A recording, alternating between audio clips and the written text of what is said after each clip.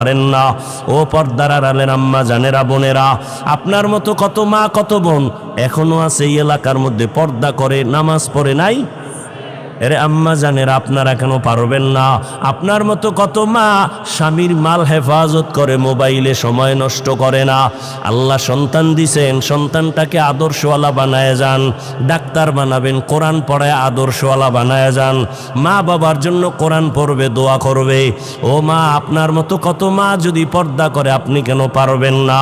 এখনো সময় আছে, তওবা করেন।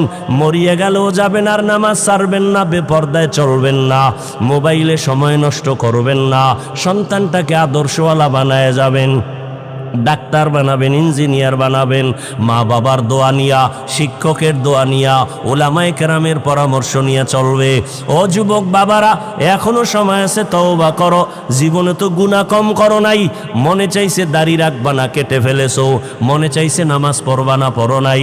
মনে চাইছে মোবাইলে সময় নষ্ট করবা, কম করো নাই। এখন থেকে তওবা করো। জানি না কার কপাল ভালো কারটা খারাপ, এখনো সময় আছে, তওবা করো। মনে মনে আমার আল্লাহকে বলো, হে আল্লাহ, জীবনে তো কম দাড়ি কাটি নাই,